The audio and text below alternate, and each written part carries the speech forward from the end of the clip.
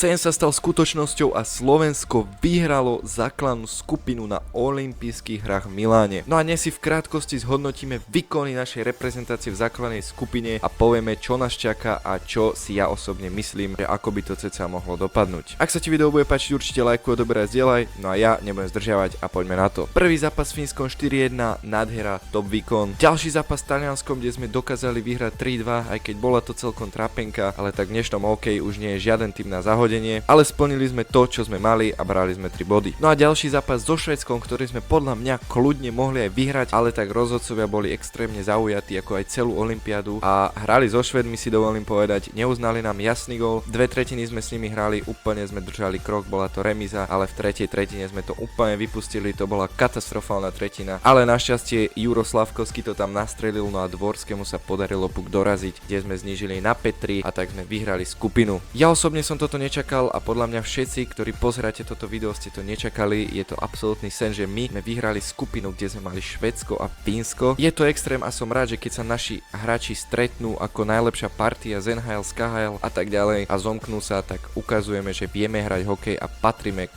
svetovej špičke. Musíme brať do úvahy, že aj Fíni aj Švedi mali celý tým z NHL a tí hráči, ktorí hrajú v tej NHL, tam majú body ako napríklad Takač v našej lige za Slovan, takže to je úplný extrém, čo oni majú za body. Dokonca obrancovia majú viac bodov ako útočníci, takže kvalita, čo sa týka Švédska a Fínska, bola extrémna, no ale aj napriek tomu sme dokázali vyhrať skupinu. Akože ku chlapcom z NHL sa nemusím vyjadrovať a hlavne k Jurovi Slavkovskému alebo Hlavajovi Škorvánekovi. Nemám čo povedať, top výkon, ale nechcem vyzdvihovať iba jednotlivcov, pretože celý tým hral parádne, obetavo a celý tým to vybojoval. Keď odbočím trochu k Čechom, tak tam sa nemáme o čom baviť, celkom slabý turnaj, ich prvá léna s Pastrňákom je vymazaná. O Pastrňákovi neviem, že hra s Kanadou dostali 0-5, ale tak ešte sa to dá pochopiť, ale tak s Francúzskom to bolo trápenie a so Švajčiarskom dokonca prehrali a v 8 finále ich čaká Švédsko a ak náhodou postupia, tak štvrťfinále Kanada, takže tam si myslím, že Česko má jasnú stopku. No a teraz konkrétne k našim výborným hokejistom, ktorí vyhrali skupinu a sme na nich všetci hrdí. Nás čaká v 8 finále jeden z dvojice Nemecko-Francúzsko. Pravdepodobne ten zápas vyhrá Nemecko a budeme hrať vo štvrťfinále s Nemeckom, ale ja si dovolím povedať, že kľudne môže byť prekvapenie a môžu Francúzi aj postúpiť. S Česmi hrali Francúzi výborne a s Kanadou sa tiež nejaký čas držali a proste myslím si, že Francúzi určite majú šancu Nemcov potrápiť. My isto máme Nemcom čo vrácať, či už z majstrovstiev sveta ako 2019 alebo iné roky, pretože tam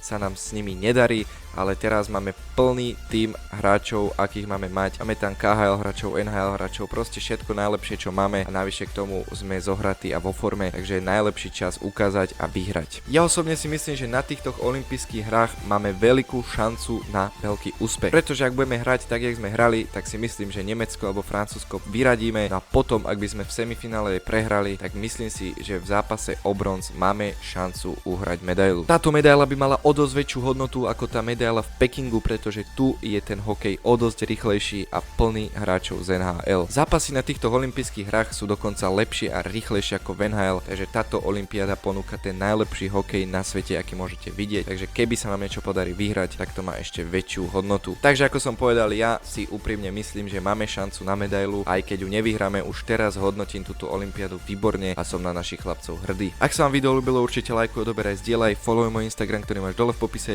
No a my sa vidíme pri ďalšom videu. Čaute, majte sa.